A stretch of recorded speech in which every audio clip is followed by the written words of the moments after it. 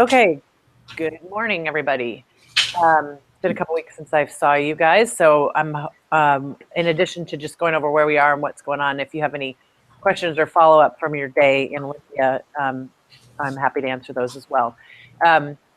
So we have passed the deadline, as I think you know, last week for bills to come out of their policy committees and to come out of their fiscal committees. And for this entire week, the legislature has been on the floor, the House of Representatives and the Senate on the floor in the chambers that we went and looked at, voting on bills. And so a couple of our bills are still alive.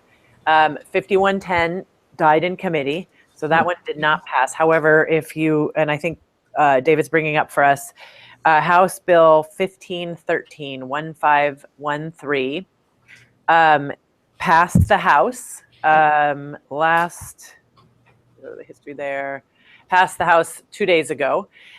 This bill is essentially similar to 5110, except that it also has the provisions about allowing this Temperance Day with social studies teachers. So essentially what the bill does now is it allows 16 and 17-year-olds to sign up to pre-register to vote by electronic, either online, by mail, or at the Department of Licensing and other locations prior to completion, prior to the official voter registration when they're 18. It requires the Department of Licensing to ask you, essentially determine if you go in to get your license, if you want to pre-sign up.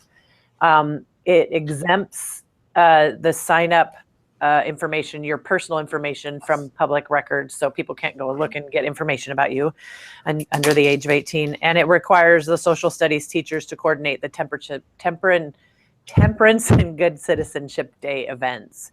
So essentially, it's the bill that we wanted, but with other things in it.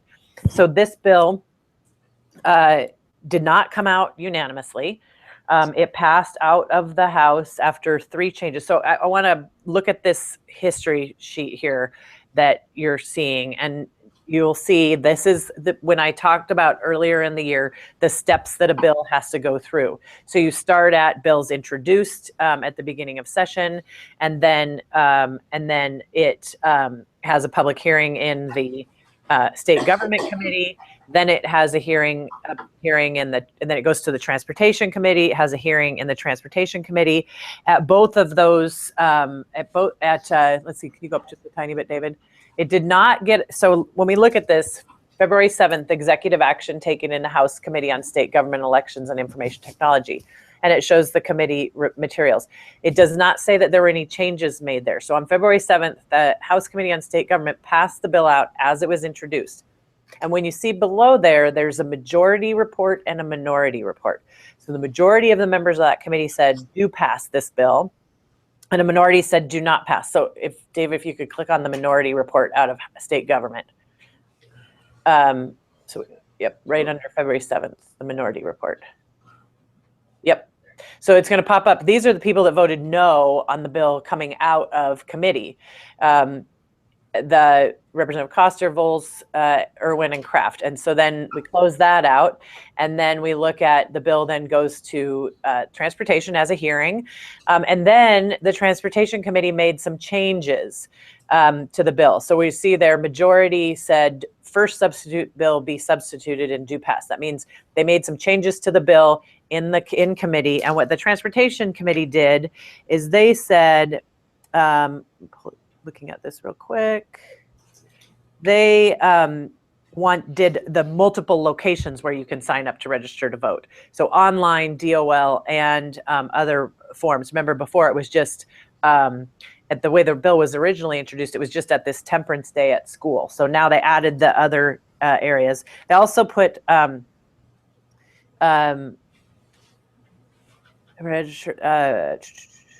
so then they also put the people in as pending rather than registered, in terms of like you're not actually registered even though you've put your information in. So the Transportation Committee voted that out. Now it's important to note, and I want you to go back and watch this hearing on the 21st of February. We'll send you the link to that. But the Secretary of State, the elected official in charge of elections for the state, the Secretary of State testified against the bill. They do not like this bill. They think it's going to be too costly for them. And they think that there is potentially some security issues. There is a concern that the data, so when you sign up, that somehow your address would change by the time you're 18. They think that that's a negative. I don't think that's the strongest negative argument, but it is what it is. Okay, so back to the history. So then the Transportation Committee amended the bill. Again, we have a minority report, a majority report people that voted for it. We have a minority report people that voted against it. And then we have another minority report, which is people that voted without recommendation. So we'll click on that one.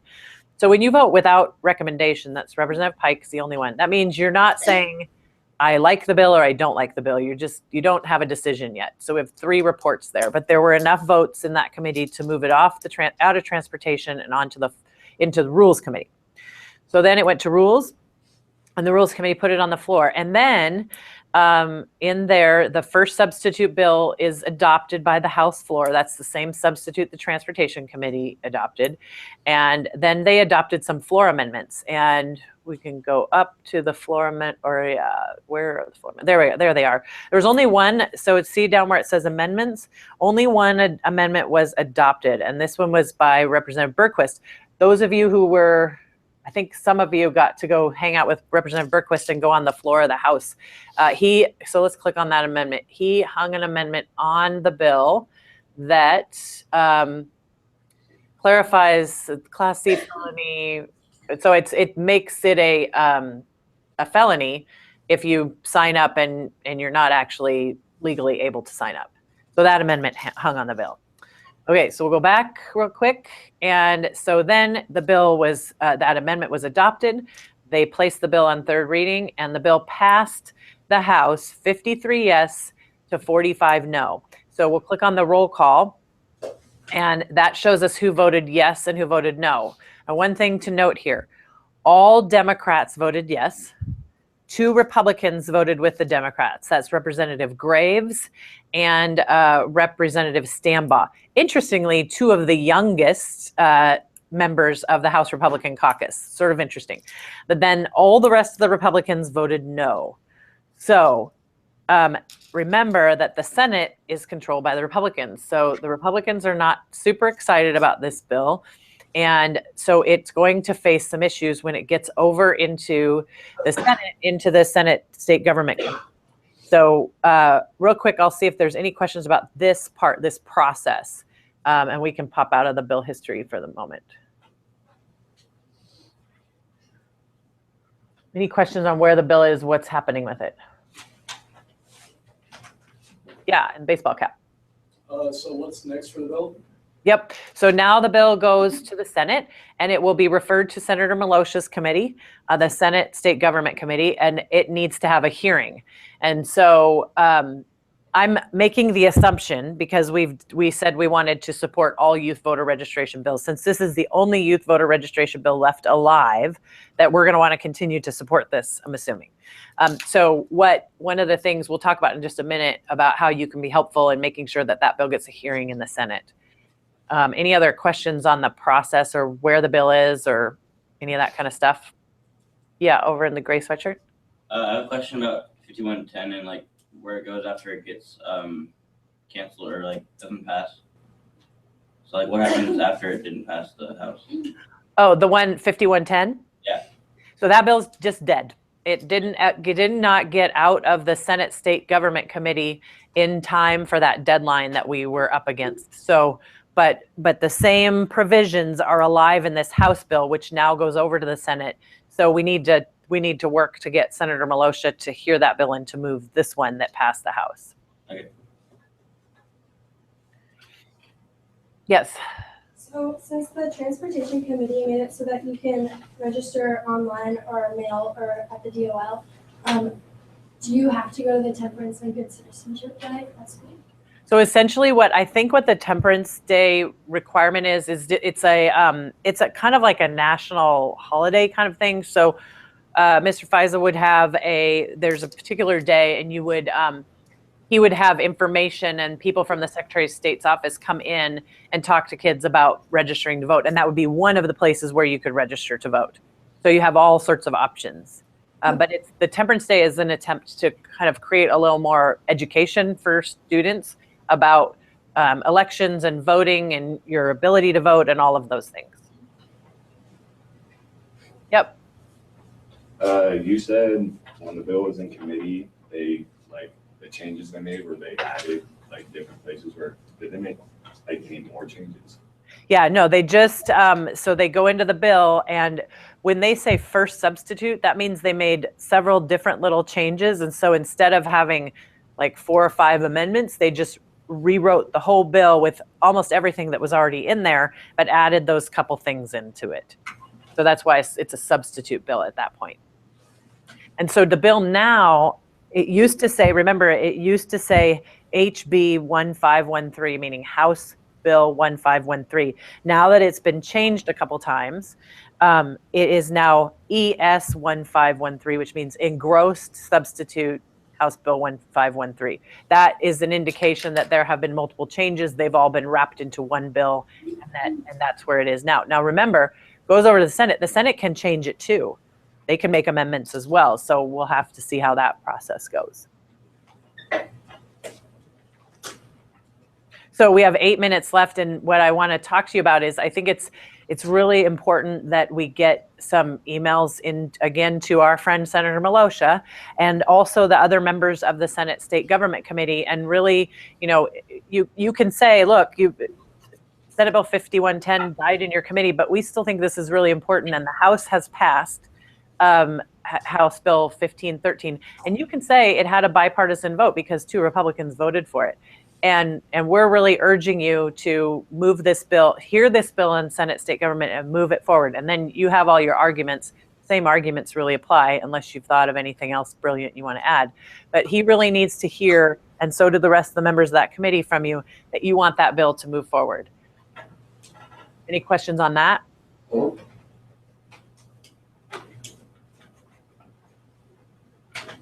Okay, one other thing I just want to make sure you know, and I'll send your bill tracking list to you again today.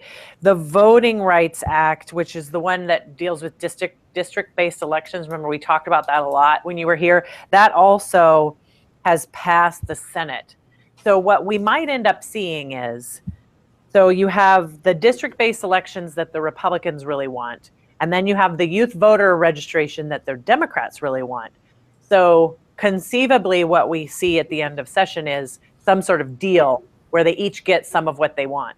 So we're going to keep watching that bill and paying attention to what happens to it, because that could be very illustrative to us in terms of how the negotiations will play out on these 2 issues. Were there any questions about coming out of the day on the Hill? I'm assuming it seemed like everybody really enjoyed themselves. Any other questions or issues coming out of that day that you would like to have answered? See a hand way in the back. Can Senator Milosha overrule the changes that were made to the bill beforehand? So he could change. He could have a hearing, and then his committee, but they have to vote. He could amend it. He could change the bill again. Now it has to pass out of his committee with the majority of the members of the committee have to agree with that. But they very well could change the bill. They can change the bill at any step along the way. The Senate State Government Committee could change it, and then it will probably go to Senate Transportation. They could change it as well, and then it could go to the floor, and it could get changed on the floor. So lots of things could happen. And one thing to know is if the Senate makes any changes to the bill and then passes it, it doesn't go to the governor at that point. Because they made changes to it, it would have to go back to the House for them to approve it. So that then makes things go back and forth. So we're a long way from where this thing could potentially end up done. But right now, the biggest, most important thing is we need Senator Milosha to put this bill up for a hearing and allow for the concept to keep going forward.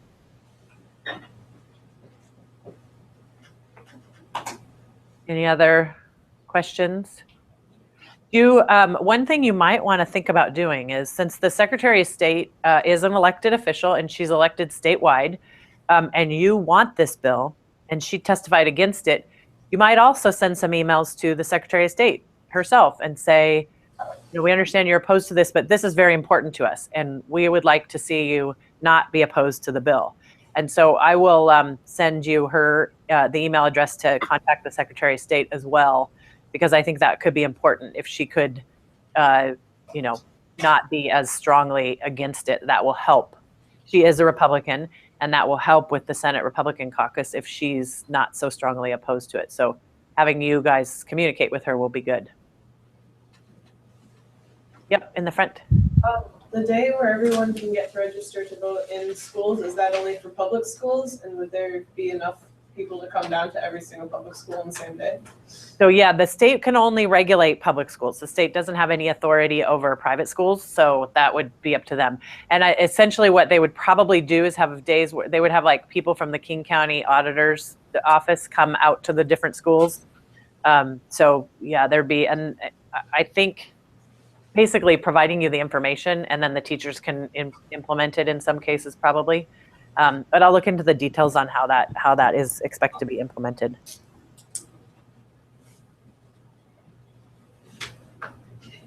Three minutes left. Any last questions?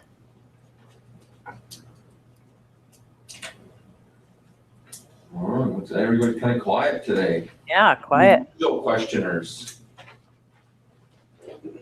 All right, well, you guys have some work to do, so I will be sending you the email list again and the email for the Secretary of State's office, and then we will go from there. Okay, sounds great. Thanks. Thanks. Thank you. All right, See you in a few. a little while. Okay, bye. Bye.